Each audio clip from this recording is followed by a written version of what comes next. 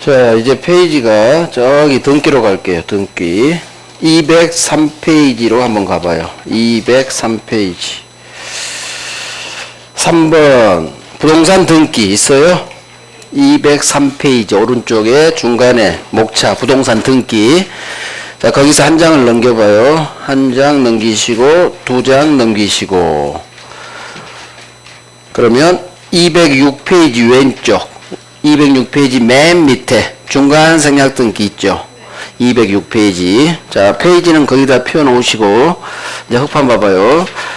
등기에서 두 문제쯤 나오는데 등기에서 가장 중요한 게 이 내놈이에요. 이 내놈. 첫 번째 중간 생략 등기. 이놈이 가장 중요하고 두 번째 등기 청구권이라는 게 있어요. 등기 청구권. 그 다음에 등기가 되면 일정 어떤 사실을 추정해주는 추정력이 있어요. 등기 추정력. 마지막으로 가등기라는 게 있어. 가등기. 미리 가째. 미리 가. 그래서 등기 파트 두 문제 나온다고 생각하시고 이 중 이 네 개가 가장 중요하다. 가장 중요한 건 한 문제짜리로 나오는 건 중간 생략 등기, 등기 청구권, 추정력. 애들 다 한 문제짜리로 한 문제짜리. 그래서 중간 생략 등기, 등기 청구권, 등기 추정력, 가등기. 이 네 개는 꼭 잡아야 된다. 첫 번째, 중간 생략 등기를 갈게요. 중간 생략 등기. 오늘은 기초만 할 거예요. 기초. 입문과정은 쭉 기초만 한번 뭐랄까 이게 뭔가 개념 파악하는 거. 이제 본격적인 공부는 1월달하고 3월달에 하는 거예요. 중간 생략 등기. 갑이 을한테 매매 팔아요. 자, 을이 다시 병이란 놈한테 또 팔아요. 매매. 갑이 을한테 팔고 을이 병한테 되팔아요. 이걸 전매라고 해요. 전매.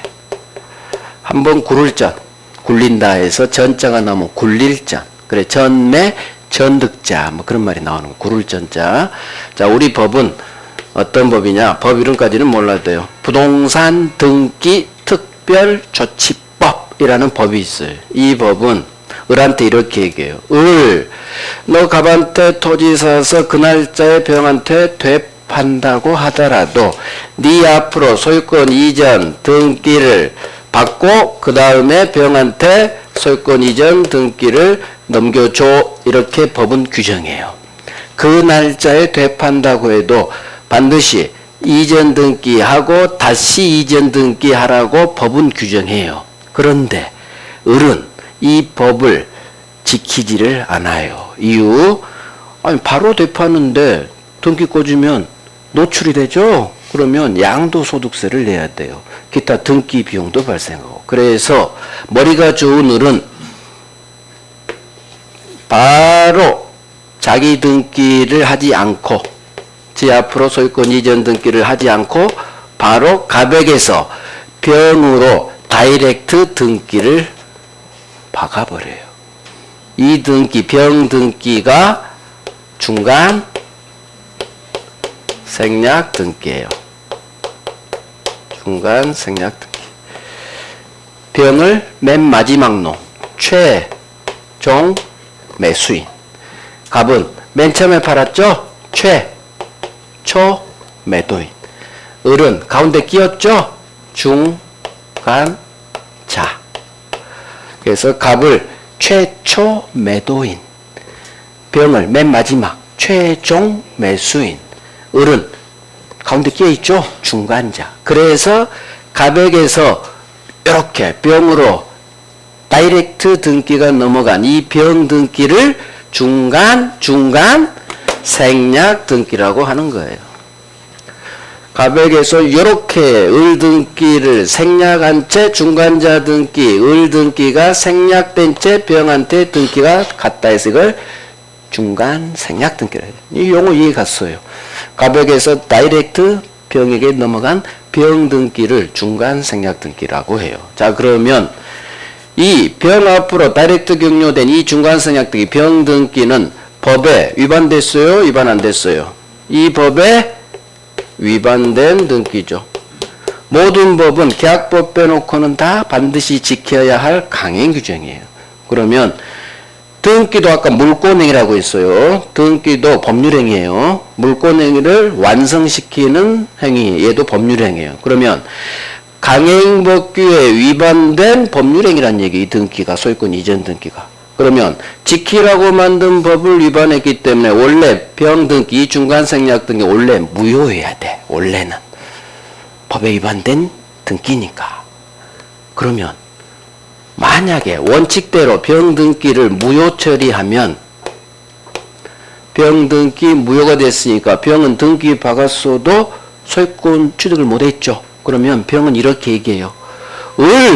내 등기가 법에 위반돼서 무효래. 내 돈 주고 다 샀는데 무효래. 너 빨리 임마 법대로 해. 네 앞으로 등기 받고 나한테 다시 이전 등기해. 이렇게 법이 정한 절차에 따라 다시 이투로 등기가 와요. 자, 그러니까 병이 대법원에 이렇게 얘기해요. 어이 대법원, 당신이 법에 위반된 등기라서 무효라고 봤다 하더라도 나는 결국 이투 소유권 이전 등기가 왔잖아요. 저를 왜 고생시켜요? 결국은 내 앞으로 등기가 와서 나 소유권 취득할 텐데 저 좀 고생시키는 걸 어떻게 좀 안 해줄 수 없어요? 대법원에 강하게 주장했죠. 자, 대법원이 가만 보니까 그래. 원칙대로 무효 처리한들 결국 병 앞으로 등기가 다시 박혀요. 자, 여기서 대법원이 어마어마한 법리를 전개해요.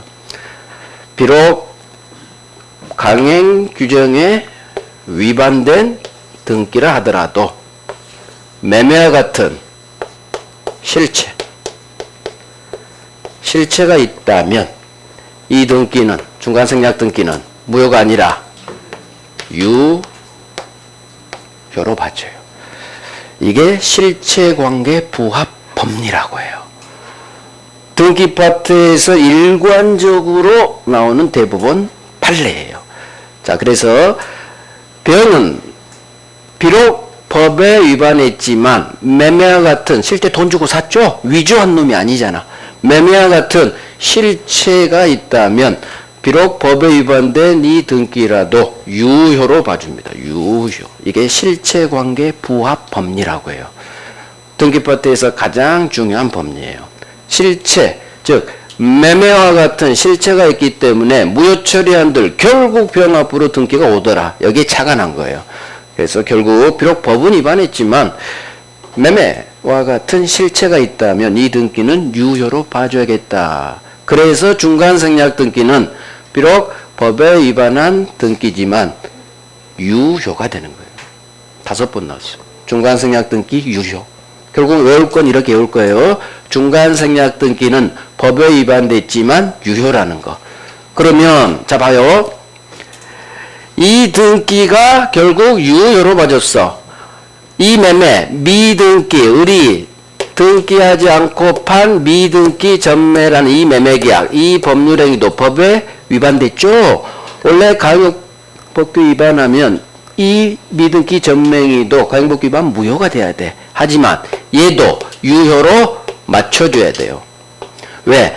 등기를 유효로 봤으면 이 매매도 유효로 맞춰줘야 돼. 만약에 등기는 실체관계부합법률에 유효를 했는데 매매는 가행법규 위반으로 무효로 날리면 또 큰일 나. 매매가 무효면 병등기도 또 무효로 가야 돼. 물권행위 유인론 때문에.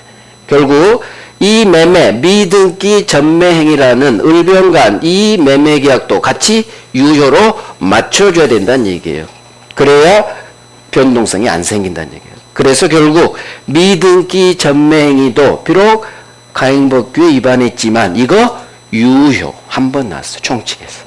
결국 중간생략 등기 유효, 미등기 전매 유효. 법은 위반했지만. 그러면 하나 더 나오죠. 이 법은 위반했는데도, 가행법 위반했는데도 유효로 봐줬죠? 무효가 아니라. 그러면 무슨 규정? 효력 규정이 아닌 단속 규정. 총칙에서 나와요. 그래서 강행 규정에 위반했는데도 무효가 아닌 유효.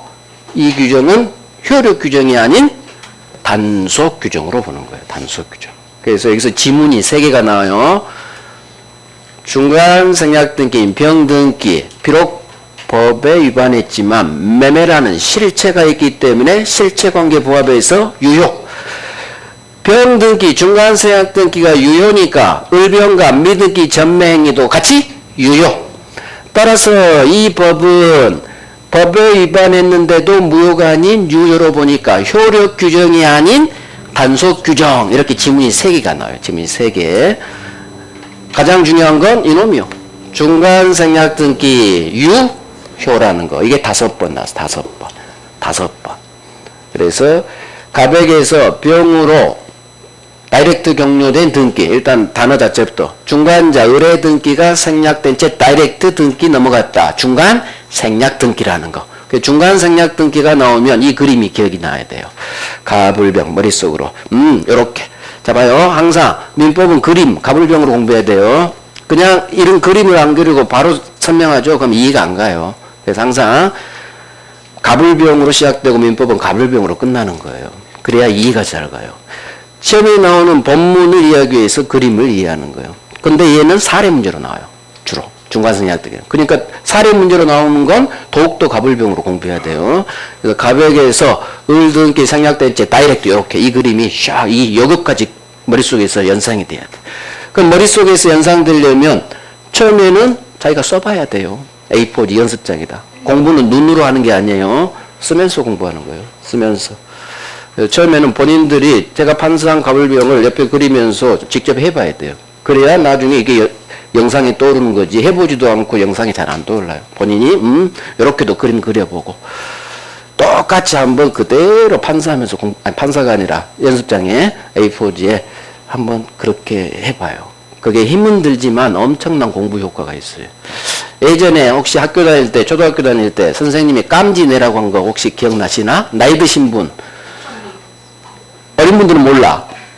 깜지 내라고 하죠.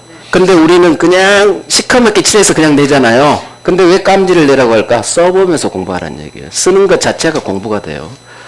그래서 쓰는 것 자체가 소리로 내뱉는 거나 쓰는 건 손으로 내뱉는다 그랬어요, 제가. 그래서 항상 내뱉는 연습. 눈으로 보는 공부는 그 편하죠. 근데 실력이 안 늘어요. 눈으로만 공부하는 편한 공부는 점수가 올라간다, 안 올라간다? 안 올라가.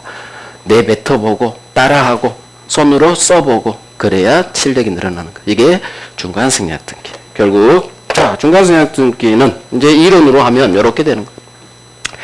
최초 매도인 갑으로부터 다이렉트 직접 맨 마지막 놈 최종 매수인 병 앞으로 넘어간 격려된 소유권 이전 등기. 그러면 갑에게서 맨 마지막 놈 최종 매수인 이걸 읽으면 이 그림이 연상이 된다. 요렇게 넘어갔구나. 의뢰 등기가 생략된 채. 그래서 이 병 소유권 이전 등기를 중간 생략 등기라고 하고 이 중간 생략 등기는 법에 위반됐죠. 하지만 이 중간 생략 등기는 유효란 얘기죠. 실체관계 부합법리에 따라. 따라서 해당 법 부동산 등기 특별조치법은 효력 규정이 아닌 단속 규정. 단속 규정, 효력 규정이 아니다. 이건 총칙에서 나와요. 중간 생략 때 유효다. 이건 총칙하고 물권법에서 나와요. 자, 이 정도가 기초예요. 나중에 이제 1월, 3월 가면 병 앞으로 어떻게 가벽에서 다이렉트 등기를 격려하느냐. 그 등기 격려 방법. 그게 시험에 나와요. 그게. 이제 그걸 결국 잡을 거예요. 몇 개 안 돼요. 중간 생략 등기는 우리 공부할 게 하나, 둘, 셋, 넷, 다섯, 여섯, 7개밖에 없어요. 저는 뭘 가르칠 걸 다 알아. 나중에 제 강의 노트가 나올 거예요. 아마 1월 중순쯤 나올 것 같은데 이 판서 있죠? 이 판서를 이제 PPT 한 거 그걸 출력해가지고 제가 강의 노트가 없었거든요. 제가 강의한 지가 그렇게 오래 안 됐어요. 그래서 저 변호사 했다니까? 20년 동안. 제가 98년에 합격했어요. 98년. 20대 중반에. 오래됐죠? 그래서 공직에 있다가 공무원, 행정부 공무원, 공직에 있다가 2015년, 이제 8년 전에 스카웃 됐어요. 저도 정관이었어. 그래서 로펌에, 10대 로펌에 스카웃 돼가지고 변호사 생활 하다가 너무 힘들어가지고 이쪽으로 전향했어요. 가르치는 게 좋더라고. 대학 가면 한 10년 나갔고, 그러다가 이제 강의한 지 몇 년 안 됐어요.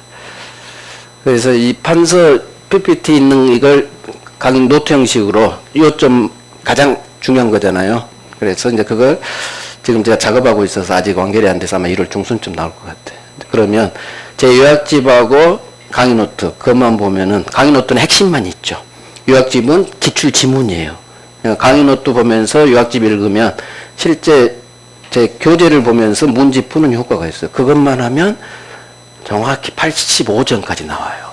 85점까지. 왜? 틀리라고 낸 문제가 6문제는 되니까 8문제. 그건 맞출 필요 없죠. 나머지에서 절대 실수하지 않으면 돼요. 민법은 70점 맞으면 잘 맞는 거예요. 70점. 대부분 60점대로 합격해요. 대부분 60점대. 10점 넘으면 완전 합격이고. 우리가 70점에서 80점을 맞기 위해서 1년 동안 고생해야 돼요. 1년 동안. 70점에서 80점 사이를 맞기 위해서. 그러려면 제가 강조하고 가르친 거 그것만 달달달달 이해의 바탕 위에서 완전히 외워버리는 거예요. 중간생략 등기. 자, 중간생략 등기 어디를 보느냐. 오른쪽 볼게요. 양가로 2번. 부동산 등기 특별조치법은 207페이지 오른쪽 양가로 2번 찾았죠. 맨 위. 첫 번째 줄. 부동산 등기 특별조치법이라는 법은 중간 생략 등기를 금지하고 있어요. 아까 얘기했죠. 우리 법은 너 임마 그 날짜에 병원 대표하도 네 앞으로 이전 등기하고 이렇게 넘겨줘. 중간 생략 하지 마. 미등기 전매 하지 마. 이렇게 금지하고 있으나 이거 밑줄 단속 규정이다. 따라서 가용법규 위반했지만 이 중간 생략 등기는 유효. 중간 생략 등기 유효. 여기가 별색이에요.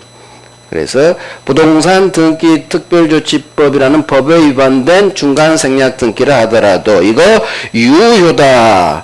실체관계에 부합해 있어. 여기는 이유가 없죠. 이유가. 교재는 이유가 없잖아. 이유는 실체관계 부합법리가 작동돼서 그래요. 매매라는 그래서 이걸 보셔야 돼. 병은 을로부터 돈 주고 샀죠? 매매라는 실체가 있기 때문에 우리 대법원은 결국은 병 앞으로 등기가 온다는 얘기예요. 왜? 돈 주고 샀는데 얘는 을을 두들겨 패서라도 법대로 해서 등기 넘겨야지. 돈 다 줬는데. 그래서 실체가 있기 때문에 대법원이 유효로 본 거예요. 이거 대법원 판례예요. 중간생략 등기는 매매라는 실체가 있기 때문에 유효로 보는 거예요. 항상 그냥 외우는 거하고 이유를 아는 거하고 달라요. 이유를 알면 좋아요. 그렇구나. 법에 위반됐지만 매매라는 실체가 있기 때문에 중간생략 등기는 대법원이 유효로 봤구나. 유효로 봤구나. 된 거예요. 그 밑에 고딕은 보지도 마시고. 최근 기출은 고딕 봐갔죠? 안 중요해요. 29회 때 흘러간 거야, 이런 거. 29회 때 흘러갔어. 정답 지문은 다른 데 있어요. 중요한 거, 별 3개. 자, 이 정도 할게요. 넘어가 봐요. 이제 넘어가서 등기 청구권 갈게요. 등기 청구권. 페이지가 210페이지 왼쪽에 있네요. 210페이지 왼쪽. 왼쪽. 등기 청구권. 자, 등기 청구권이 뭐냐? 이것도 한번 설명 듣고 보면 좋아요. 등기 청구권. 항상 갑을 매매요. 을은 매수인. 자, 매매 계약한 것만으로 을은 소유권 취득 못하죠. 을은 매수인. 매수인은 매도인. 갑에게 소유권 주세요라는 소유권 이전 채권이 있는 거예요. 청구권을 채권으로 읽어요. 그게 훨씬 더 좋아요. 소유권 주세요. 채권. 매매는 채권행위. 채권, 얘는 소유권 이전 채무가 있겠죠? 채권, 채무를 발생시키는 법률행위. 그래서 매매계약은 채권행위. 자, 그러면 을은 갑하고 갑 아파트를 판 매매계약서를 채권 취득하려고 계약한 건 아니에요. 을의 궁극적 목적은 소유권을 가져와야 돼요. 따라서 결국 186조에 따라 을은 자기 앞으로 소유권이 이전됐다는 소유권 이전 등기를 박아야 지가 원하는 소유권을 취득하게 돼요. 근데 문제는 우리 부동산 등기법이 너 등기 박으려면 갑의 도움을 받아야 해. 공동신청주예요. 그래서 갑의 도움을 받아야 돼. 갑 손잡고 또는 서류 받아서 등기소 가서 공동으로 신청해야 등기를 해줘요. 결국 을은 매수인은 지 앞으로 등기를 박으려면 갑의 협력이 필요하다. 결국 소유권이 자기한테 이전되려면 갑 나한테 소유권 이전 등기를 해주세요 라는 소유권 이전 등기 청구권으로 이게 나온다는 얘기예요. 그래서 매수인은 매도인을 상대로 등기 받게 협조 좀 해줘요. 이게 등기 청구권의 개념이에요. 등기 청구권.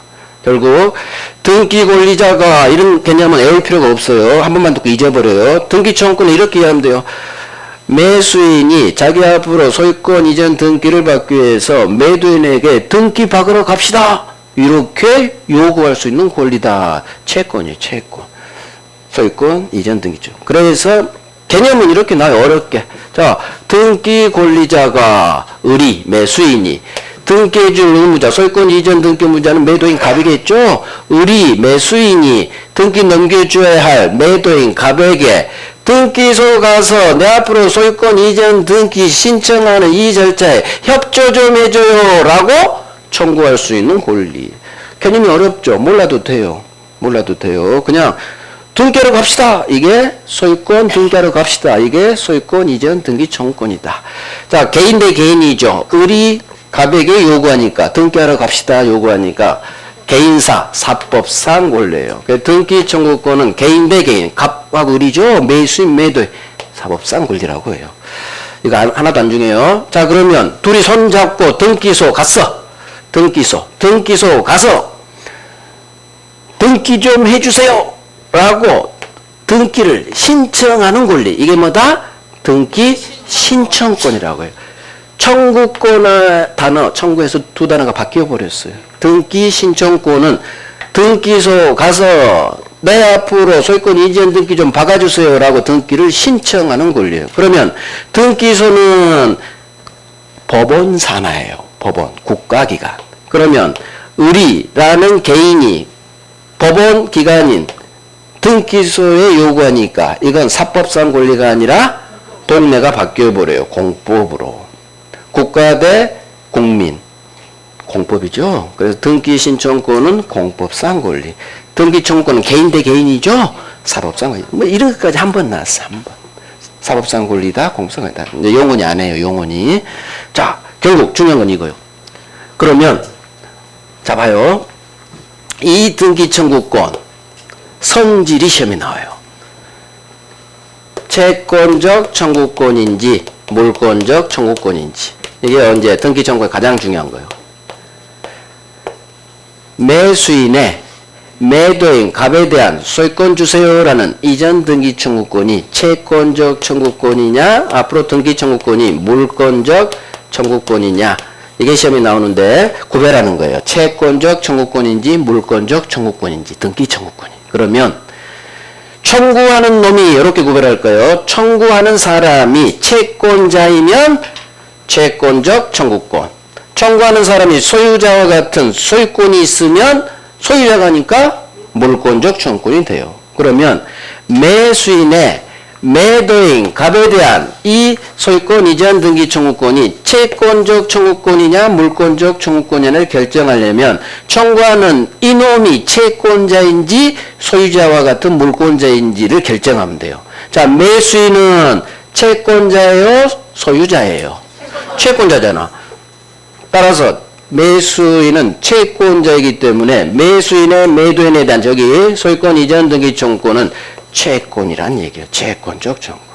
앞으로 등기 청구권에서 가장 시험에 많이 나오는 게 이 등기 청구권이 채권적 청구권인지 물권적 청구권인지 그게 시험에 가장 많이 나오거든요. 5번 나왔어요.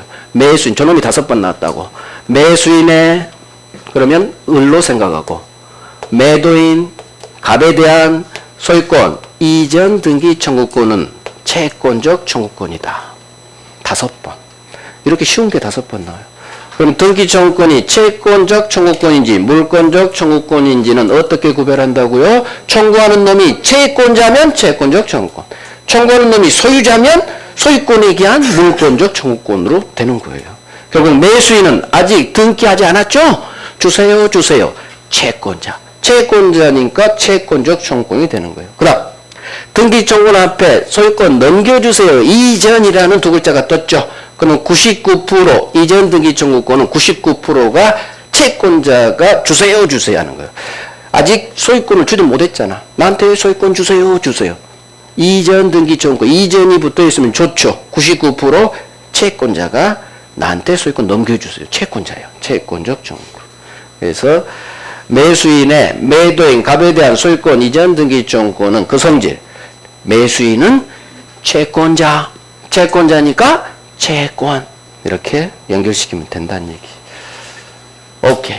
자, 교재. 오늘은 여기까지만 할 거예요. 등기청구권 왼쪽 4번 목차에 1번 목차 의.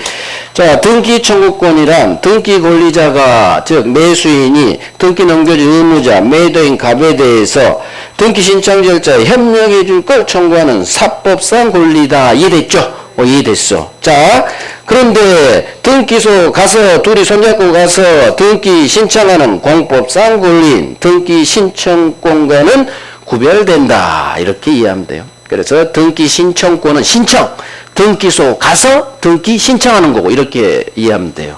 등기 청구권은 우리 갑한테 등기하러 갑시다. 이렇게 청구하는 거고 이렇게 구별하면 돼요. 자, 오른쪽 2번 목차 등기 청구권의 발생 원인과 성질. 여기 중요한 건 등기 청구권의 성질이에요. 성질. 이게 시험에 잘 나와요. 2번 갑니다. 2번 법률 행위에 의한 부동산 물권 변동 채권적 청구권이다. 첫 번째, 자, 예를 들어 이게 시험에 나와요. 여기가 별 3개예요. 매수인이 매도인에 대해 갖는 등기 청구권은 밑에 가요. 결론. 채권적 청구권이다. 이유. 청구하는 놈이 매수인은 채권자니까. 채권자가 등기 달라고 하면 채권적 청구권인 거예요. 채권자. 청구하는 놈이 채권자인지 소유자인지 그것만 구별하면 등기 청구권의 성질은 그냥 돼버려요. 그래서 항상 매수인은 아직 등기하기 전에는 소유권 주세요라는 채권자다. 채권자다. 그래서 제가 계속 강조하는 거예요. 매수인은 매매 계약한 것만으로는 아직 소유자 아니에요. 소유권 주세요라는 채권. 채권자가 나한테 소유권 넘겨주세요 하니까 채권적 청구권. 별 3개라는 얘기. 여기가. 오케이. 나머지는 나중에 하면 돼요. 이제 등기 끝났어요. 등기 끝났어요. 자, 이제 점유로 갈 거예요. 점유. 우리 다음 주에 종강이죠? 다음 주니까 지금부터는 강론, 물권 강론은 개념 파악하는 위주로 갈게요. 개념. 그래서 남은 1시간 반, 그다음 다음 주 3시간은 점유권, 소유권, 지상지역, 전세, 유치, 저당권까지 갈 수 있을지는 모르겠지만 가장 기초된 법률 용어 그걸 스크린하는 식으로 갈게요. 자, 첫 번째 강론, 점유권이 있죠. 점유권. 점유권이 뭐냐? 자, 갑이란 사람이 가방을 가지고 있다. 또는 부동산, 토지 건물에 아파트에 살고 있다. 점유라는 것은 이 물건을 사실상 지배하는 걸 말해요. 점유라는 것은 사실상 지배. 가방 내가 가지고 있다. 소유권도 있고 점유권도 줘요. 점유라는 것은 사실상 지배하면 점유하고 있다고 하고 우리 민법은 사실상 지배하고만 있으면 점유권이라는 물권을 줘버려요. 사실상 지배가 뭐냐? 그냥 내 지배 영역 내에 있으면 사실상 지배한다고 해요. 여러분들은 책걸상을 지금 점유하고 있는 거예요. 저도 이쪽 교탁을 제가 점유하고 있어요. 내 지배 영역. 그 다음에 집에 두고 온 물건. 이것도 내 지배 영역에 있는 거예요. 주차장에 차를 주차했다. 이것도 내가 점유하고 있다고요. 그래서 점유라는 것은 내가 사실상 어떤 물건을 동산이든 부동산이든 내가 내 휘하 내 지배 영역 내에 있으면 점유하고 있다고 하고, 점유하기만 하면 우리 민법은 점유권이라는 물권을 줘버려요. 물권은 힘이 세요. 점유권도 물권입니다. 자, 문제는 일단 목차를 볼게요. 점유의 기초. 이게 방금 본 점유의 개념에 관한 내용. 사실상 지배. 두 번째, 점유할 때는 여러 가지 모습으로 점유해요. 여러 가지 모습. 가장 중요한 게 소유의 의사로 점유하네요. 소유의 의사로 점유한다. 이게 바로 수수로자, 주인주, 자주 점유라고 해요. 어떤 물건을 소유의 의사로 점유한다. 자주 점유. 타주 점유는 반대말이에요. 타인 타, 주인 주자야. 타주는 소유 의사가 있대요, 없대요? 소유의 의사 없이 타인 소유를 전제로 소유의 의사 없이 점유하면 타주 점유라고 해요. 자, 소유의 의사로 점유합니다. 수수로자, 주인주, 자주. 소유의 의사 없이 타인 소유를 전제로 점유합니다. 타주 점유 그래요. 그 다음 선의 악의, 이건 이따 설명할 거고, 점유의 승계 목차 보는 거요. 그 다음에 가장 중요한 게 점유권의 효력이겠죠. 항상 민법은 효력, 너는 어떤 힘이 있니? 항상 효력부터가 제일 중요해. 이 효력에서 두 가지, 점유에 하고 있으면 일정, 이 모습 중 일정 모습을 추정해주는 점유의 추정력을 배울 거고, 그 다음 점유자와 회복자 사이의 관계, 점유자와 회복자의 관계. 그래서 점유권은 한 문제에서 두 문제까지 나오는데, 여기서 가장 중요한 건, 점유권에서 가장 중요한 건 이놈이에요. 점유자와 회복자 사이의 관계. 점유권에서 가장 많이 나와요. 점유자와 회복자의 관계. 이거 99% 법 조문만 나와요. 99% 법 조문. 대부분 판례 몇 개 없어요. 거의 몇 개 없어. 법 조문만 쫙 하면 돼요. 그 다음에 점유 추정력. 이것도 법 조문이에요. 자, 점유권은 법 조문이 많거든요.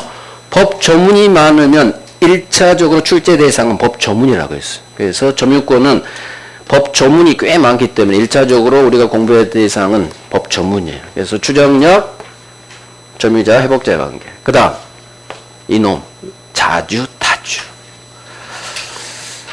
그래서 우리가 볼 건 자주, 소유의사로 점유하는 자주, 소유의사 없이 점유하는 타주, 이놈 잡아야 되고, 여기는 법 조문이 거의 없고 대부분 판례예요. 대부분 판례. 자주하고 타주는 대부분 판례를 잡을 거고, 추정력하고 점유자, 회복자 관계는 법 조문만 하면 돼요. 법 조문. 나머지는 잘 안 나와요. 얘도 법 조문이고, 물론 대부분 판례 있지만. 자, 이제 점유의 개념 기초 쌓을게요. 점유의 개념 방금 했죠. 이제 점유의 개념 기초, 이제 본권이라는 설명해 줄게요. 본권이 뭔지. 자, 봐봐요. 갑이 지 가방을 새로 할게요. 갑이 지 가방을 가지고 있었죠. 갑, 소유, 가방. 동산이죠. 갑이 가지고 있으니까 갑이 점유하고 있다고 하죠. 사실상 지배. 가지고 있으니까. 그런데 이 가방을 도둑놈, 을이 훔쳐가요. 가방을 훔쳐갔죠. 절취, 침탈 이런 단어가 나와요. 내 의사에 반해 빼앗아갔어요. 자, 그러면 갑이 가방을 점유하다가 도둑놈, 을이 가방을 훔쳐와서 을이 사실상 지배하고 있죠. 도둑놈이 가지고 있을 때 이 도둑놈한테도 점유권을 줍니다. 이게 점유권의 특성이에요. 원래 도둑놈, 불법 점유자한테는 권리 주지 않아요. 그게 세트예요. 불법 점유자는 앞으로 세트, 불법 나오면 얘는 권리 주지 않아요. 하지만 그 권리는 본권을 말해. 이제 본권이 나올게요. 자, 갑이 도둑 맞기 전에는 소유권으로 점유하고 있었죠. 이 소유권으로 점유하는 이 소유권을 본권이라고 하고, 점유권 반대말이 본권이에요. 본권은 점유를 정당화해주는 권리를 말해요. 사실상 지배를 정당화해주는 어떤 권리. 이걸 뭐라고요? 본권이라고 해요. 점유권 반대말이 점유권 반대말 본권이에요. 본권. 갑은 소유자로서 가지고 있었죠. 자, 그러면 훔쳐간 도둑놈이 가방을 가지고 와서 점유하고 내는 점유권은 있지만 이놈은 점유를 정당화해주는 본권이 있어요, 없어요? 이 도둑놈은 본권 없는 점유예요. 도둑놈이니까. 그래서 본권이 뭐냐? 점유를 정당화해주는 어떤 권리. 그래서 점유권, 우리 강론에서 소유권, 영익물권, 담보물권 모든 권자가 붙으면 다 얘들은 뭐다? 본권이 돼요. 본권. 그럼 점유할 수 있는 권리가 대표가 임차권이죠. 갑은 지 가방이 아니라 친구 가방 한 달 동안 빌렸어. 그러면 얘는 임차권이라는 본권으로 가지고 있다는 얘기죠. 그래서 이게 점유권 반대말 본권이에요. 자, 점유권. 물건을, 어떤 물건을 사실상 지배하기만 하면 본권 유무를 불문하고 인정해준다. 즉 도둑놈도 현재 가지고 있죠. 본권 없어. 그런데도 점유권을 준다는 얘기예요. 점유권은 사실상 지배하기만 하면 점유권은 태어나버려요. 예외적 권리예요. 예외적. 2번에서 점유권 반대말 본권이라는 것은 이 물건의 지배, 점유를 정당화해주는 어떤 권리, 대표가 소유권, 기타 등등 임차권, 지상권, 전세권 많아요. 그래서 점유권 뺀 나머지 모든 권자가 붙어 있으면 다 본권이에요. 본권. 점유권하고 본권으로 크게 구별돼요. 우리가 배우는 건 다 본권이죠. 소유권, 지상지역 전세, 유치권, 저당권, 임차권과 같은 거. 모든 권리는 다 본권이에요. 본권. 이게 가장 기초죠. 이런 거 시험에 나온다, 안 나온다? 안 나와요. 안 나와요. 나온 적이 없어요. 하지만 해야 돼요. 기초는 해야지 시험에 안 나와도. 그래서 물건을 사실상 지배하기만 하면 소유권과 같은 지배를 정당화해준 본권이 있든 없든 점유권은 태어난다. 이것만 기억하시면 돼요. 본권이라는 것은 지배를, 점유를 같은 말 정당화해주는 어떤 권리를 말한다. 교재 읽을 때 본권이 나오기 때문에 설명해 드린 거예요. 자, 그러면 이제 다음으로 가는 거예요. 여기서 점유의 개념에서 두 사람을 우리가 배워야 돼요. 두 사람. 하나는 점유 보조자예요. 자, 일단 교재로 한번 가볼게요. 점유권 페이지가 229페이지 오른쪽, 왼쪽이 챕터 3 점유권 228페이지 왼쪽 기준으로 찾았죠? 자, 점유권 오른쪽 점유 1번 점유 요소에서 양을 1번 사실상 지배 있죠? 그 목차만 보면 돼요. 밑에 내용 안 나와요. 안 나와. 나오는 거 나중에 대본 판례 그때 하나만 할 거예요. 자, 넘어가요. 이제 어디를 보느냐? 다음 페이지 230페이지에 왼쪽 2번 점유에 관념화 해가지고 2번 점유 보조자. 이놈 할 거예요. 이놈. 점유 보조자. 자, 봐봐요. 점유 보조자는 딱 나오는 게 하나밖에 없어요. 시험에 나오는 거. 여기가 편의점이에요. 편의점.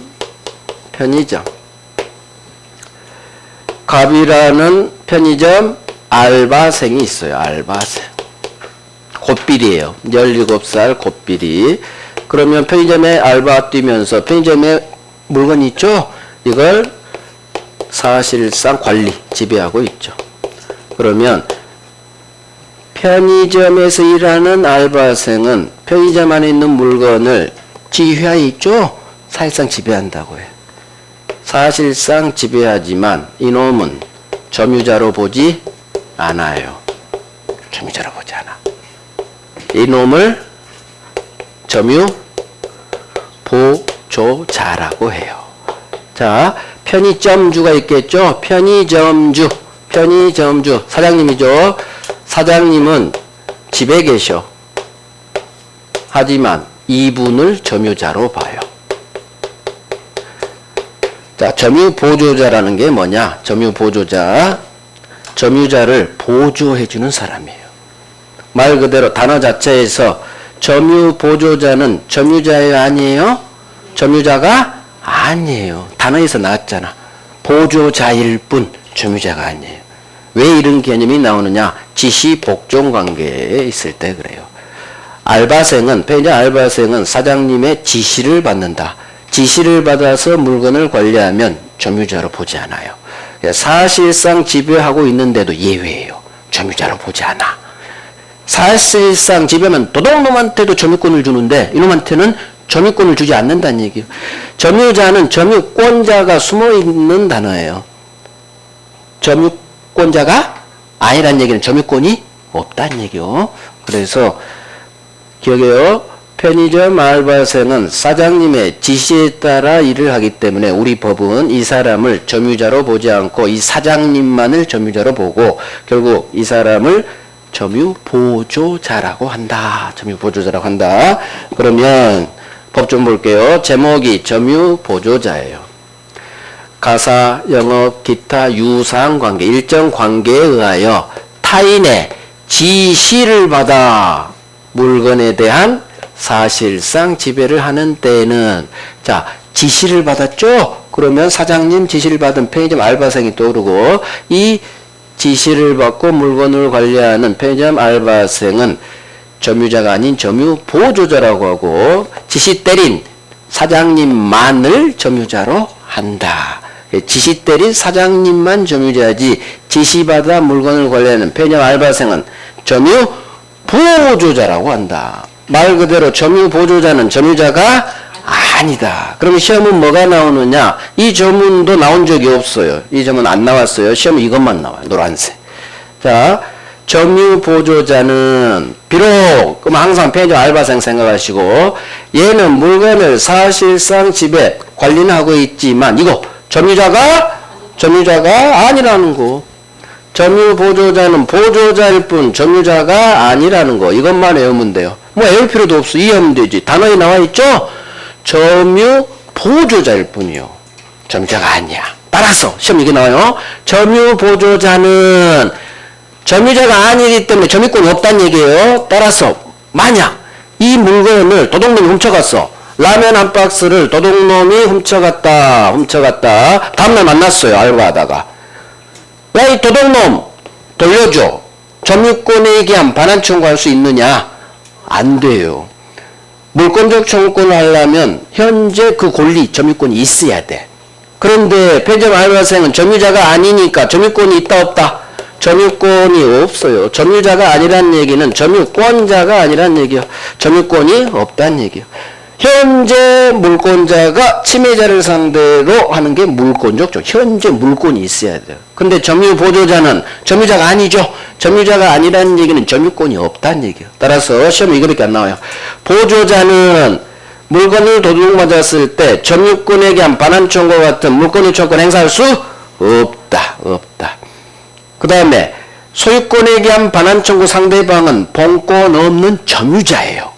따라서 이놈은 반환 청구에 상대방도 되지 않는 거예요. 이건 살짝 어려우니까 나중에 해도 돼요. 일단 이거 보조자는 보조자일 뿐 이걸 외우는 거예요. 점유자가 아니다. 이게 이유예요. 앞으로 마지막에 괄호 열고 닫아 있으면 이 지문의 이유예요. 왜 점유보조자는 점유권에 대한 물청을 행사할 수 없느냐? 보조자는 보조자일 뿐 점유자가 아니니까. 점유자가 아니란 얘기는 점유권이 없다는 얘기고 점유권이 없으면 물청도 할 수 없다로 연결되는 거예요. 현재 소유권이 있어야 소유권에 대한 물청을 할 수 있는 거예요. 소유권이 없으면 소유자 아니면 소유권에 대한 물청을 할 수가 없는 거예요. 마찬가지 너는 점유권이 없어. 점유자 아니니까. 점유권에 대한 물청도 할 수 없고 반환 청구의 상대방이 되려면 본권 없이 점유해야 돼. 이게 점유자.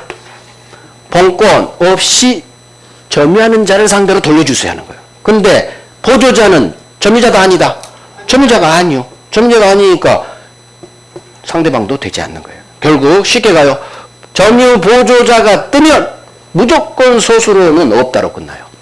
보조자는 지가 할 수도 없고 상대방도 되지 않아요. 시험은 이거밖에 안 나와요. 점유보조자. 이 조문도 나온 적이 없어. 점유보조자 나오면 편의점 알바생.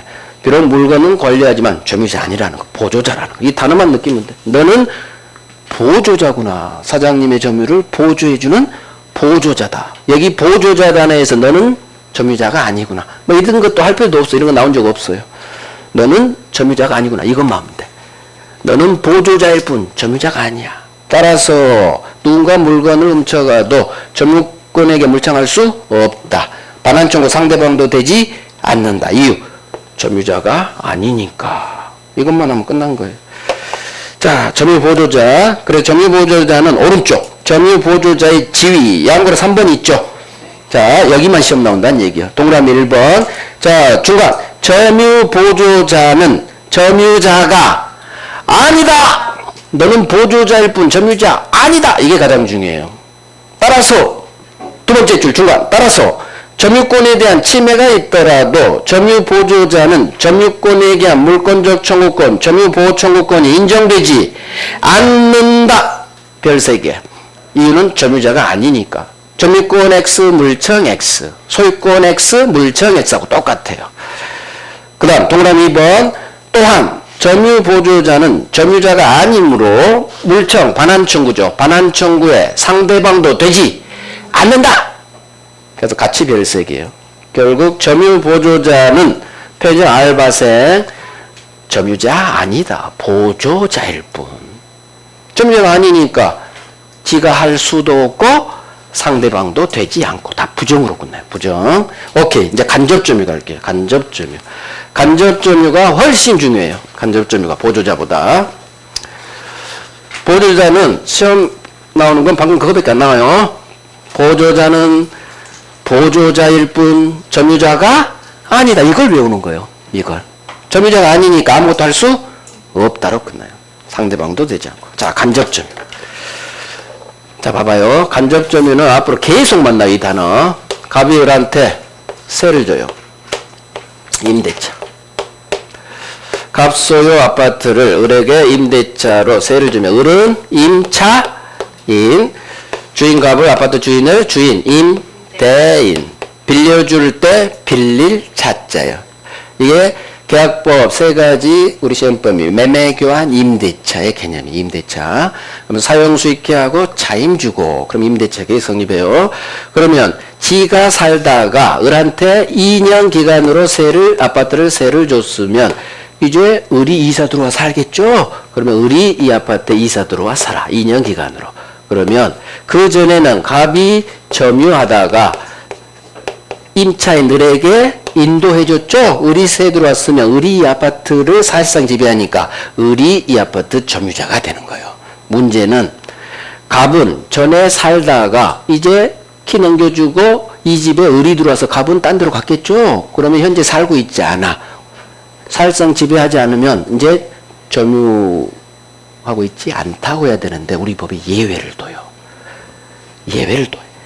얘도 점유자고 주인, 임대인도 점유자로 봐요. 사실상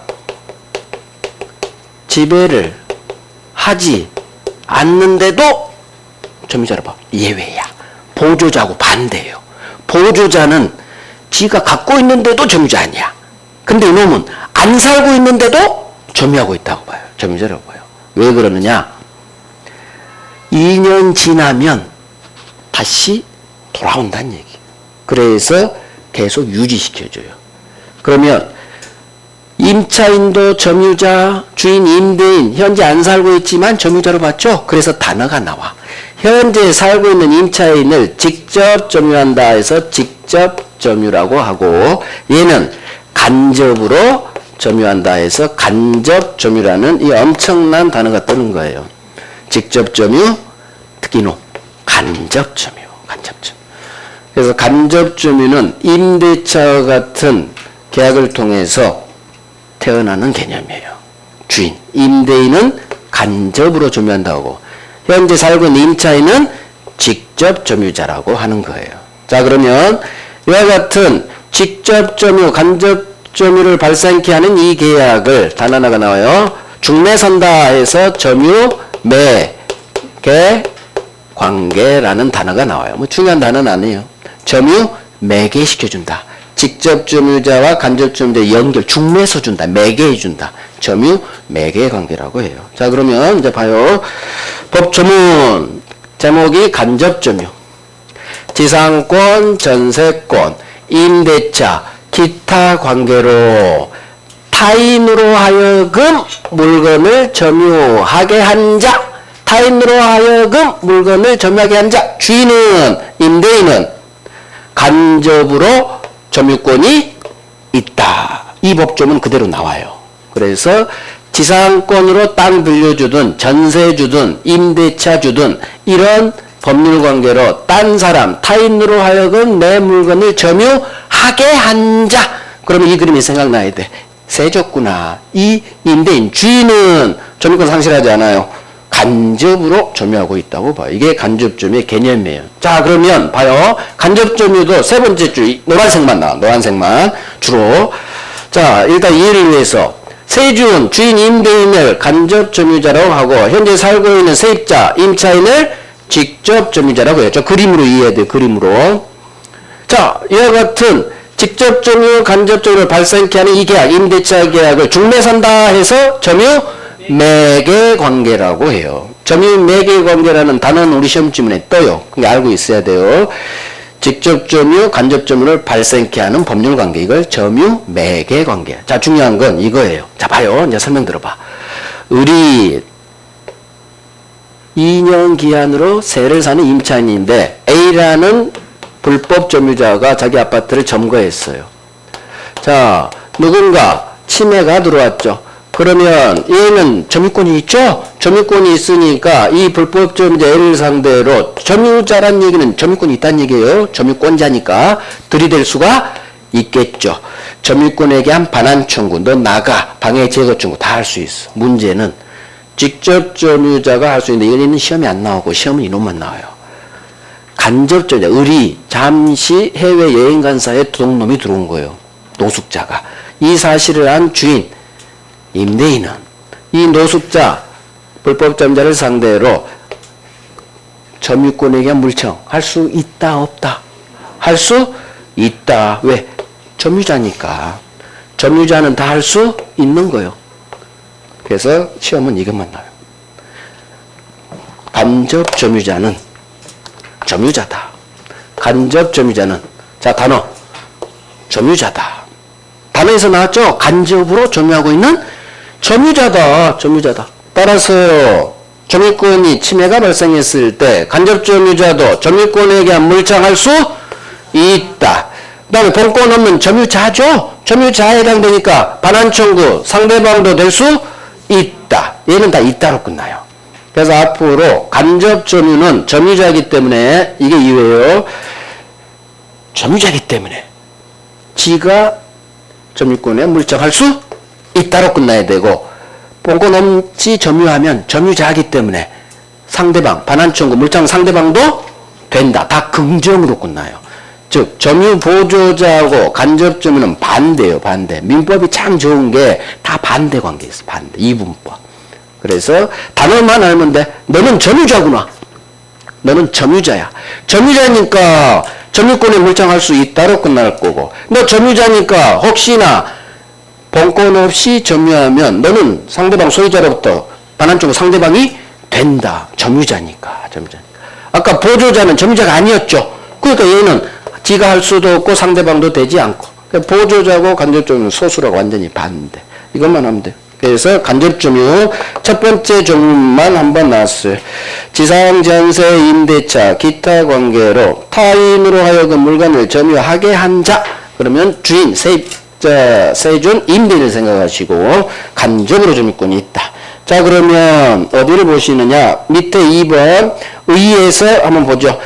타인 점유를 매개해서 점유하고 있는 경우를 간접 점유라고 한다. 예컨대 갑이 을에게 주택을 임대차한 경우 임차인 을이 직접 점유자, 을의 점유를 매개 점유하고 있는 임대인 갑이 간접 점유자. 이걸로 이해하시고, 자, 성립 요건 동그라미 2번 간접 점유자 주인 갑하고 직접 점유자 임차인 을 사이에 뭐가 있어야 된다?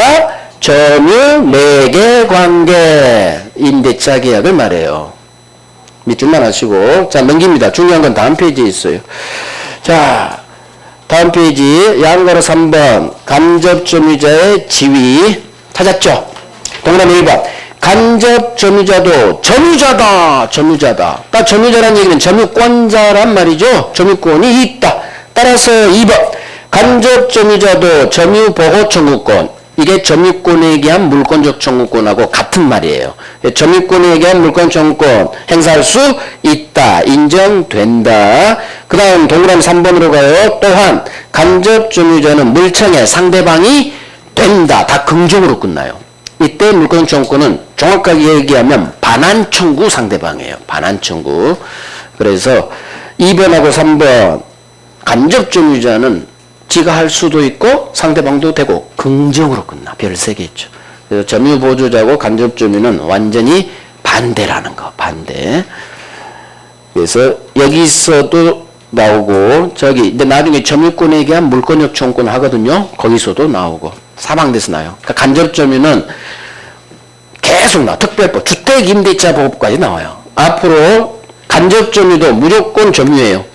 그렇게 보면 간접점유는 소수로가 무조건 긍정으로 끝나요. 없다가 안 끝나 우리 친구는. 점유자기 때문에 그래요. 점유자기 때문에. 보조자는 점유자가 아니다. 이것만 외우면 돼. 점유보조자는 보조자일 뿐 점유자가 아니야. 아니면 권리 주지 않아요. 그래서 지는 보조자는 아무것도 못해. 하지만 간접점유자는 점유자죠. 점유자란 얘기는 점유권이 있다는 얘기야. 그러면 점유권이 있으니까 권리 있죠? 그러니까 소수로는 다 할 수 있고 상대방도 되고 점유자니까. 이것만 외우면 더 이상 할 게 없어.